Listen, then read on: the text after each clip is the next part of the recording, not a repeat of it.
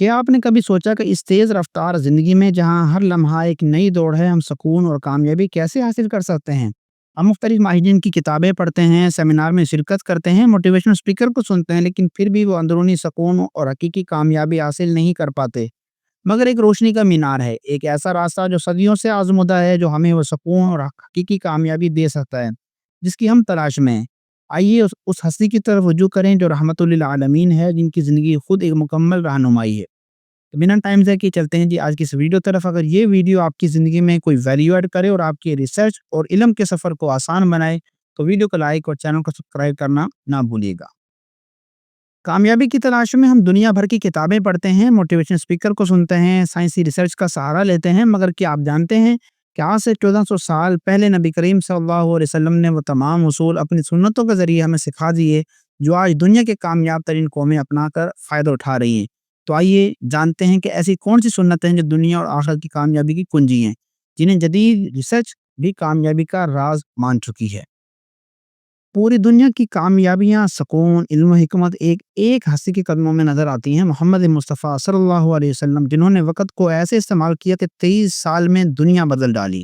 آج ہم بات کریں گے وقت کی پابندی کی، یعنی نبی کریم صلی اللہ علیہ وسلم کی سنت ٹائم مینجمنٹ۔ یہ سنت صرف گھڑی دیکھنا نہیں بلکہ زندگی کی نبض کو قابو میں لینا ہے۔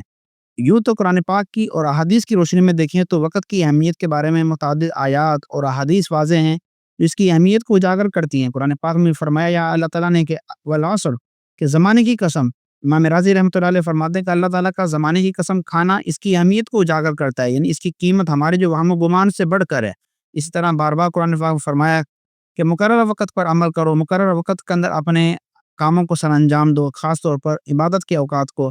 اسی طریقے سے نبی کریم صلی اللہ علیہ وسلم نے ارشاد فرمایا کہ دو نعمتیں ایسی ہیں جن کے بارے میں اکثر لوگ دھوکے میں ہیں، صحت اور فارغ وقت۔ نعمتان مغبون فیہما کثیر من الناس الصحۃ والفراغ۔ سیرت النبی مولانا شبلی نعمانی رحمۃ اللہ علیہ لکھتے ہیں کہ رسول اللہ صلی اللہ علیہ وسلم کا معمول اتنا منظم تھا کہ اگر کوئی شخص آپ سے ملنے آتا تو صحابہ بتا دیتے کہ آپ اس وقت کہاں پر تشریف فرما ہوں گے۔ آئیے ہم تھوڑا سا جائزہ لیتے ہیں آپ صلی اللہ علیہ وسلم کی زندگی کے معمول کا، کہ دن اور رات کا معمول عام طور پر آپ صلی اللہ علیہ وسلم کی زندگی میں کیا تھا۔ نبی کریم صلی اللہ علیہ وسلم کی زندگی کا ایک نمایاں پہلو ترتیب اور وقت کی پابندی ہے۔ آپ صلی اللہ علیہ وسلم کی زندگی میں کوئی لمحہ ضائع نہیں ہوتا تھا۔ آئیے مختصراً دیتے ہیں آپ صلی اللہ علیہ وسلم دن اور رات کیسے گزارتے تھے۔ عام طور پر آپ صلی اللہ علیہ وسلم صبح کا آغاز نماز تہجد سے کرتے۔ نماز فجر کے بعد آپ صلی اللہ علیہ وسلم مسجد میں تشریف فرماتے، صحابہ کرام کو دینی تعلیم دیتے، خوابوں کی تعبیر بیان فرماتے، دعائیں وغیرہ فرماتے اور سورج طلوع ہونے تک ذکر و فکر میں مشغول رہتے۔ پھر روزمرہ کی زندگی کی ذمہ داریاں ادا کرنے کے لیے نکلتے، جیسے ملاقاتیں، فیصلے، قضاء کے معاملات یا دعوتی سرگرمیاں وغیرہ۔ یہ عمل آج کی پروڈکٹیو مارننگ روٹین کا بہترین نمونہ ہے۔ دوپہر کے وقت آپ صلی اللہ علیہ وسلم عام طور پر قیلولہ فرماتے اور نماز جمعہ کے بعد عام طور پر آپ صلی اللہ علیہ وسلم قیلولہ فرمایا کرتے تھے، یعنی کچھ دیر کے لیے آرام فرماتے۔ اور آج کی جدید تحقیق اس کی فوائد کے اوپر مکمل تحقیق ہو رہی ہیں، ریسرچ وغیرہ ہو رہی ہیں اور لوگوں کو بار بار اسی کی طرف لایا جا رہا ہے۔ دوپہر تا شام، عصر تا یا مغرب تک اجتماعی کام، وفود سے ملاقات، تعلیم یا معاشرتی امور میں مشغول رہتے، صحابہ کو جماعتی نظام، تربیت اور اخلاقی معاملات سکھاتے۔ اور عام طور پر آپ صلی اللہ علیہ وسلم عصر کے بعد اپنی تمام ازواج مطہرات کے گھروں کی طرف تشریف فرماتے اور ان سے حال احوال دریافت فرماتے۔ نماز مغرب اور عشاء کے بعد گھر والوں سے ملاقات، بچوں سے شفقت اور آرام، بعض راتوں میں صحابہ کرام کو علم سکھاتے۔ پھر سونے سے پہلے دعا، مسواک، وضو اور دعائیں وغیرہ، یہ تمام صلی اللہ علیہ وسلم کی مختصر روٹین تھی۔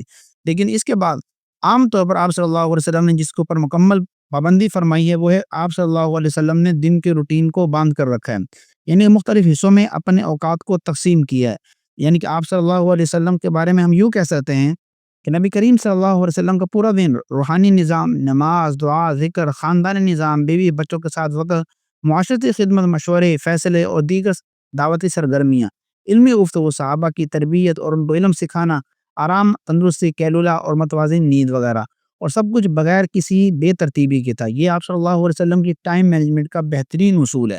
تو اگر آج ہم بھی اپنی زندگی کے اندر کچھ بہتری لانا چاہتے ہیں، آج ہمیں صرف اتنا کرنے کی ضرورت ہے کہ اپنی زندگی کو نماز کے اوقات کے گرد ترتیب دیں۔ ہمارے لیے تو پہلے سے ہی ٹائم مینجمنٹ بنا ہوا ہے کہ نماز فجر سے آغاز کریں، تہجد سے آغاز کریں اور اپنی نمازوں کے حساب سے اپنے دن کو تقسیم کریں، ٹو ڈو لسٹ بنائیں اور فضول مصروفیات سے بچیں۔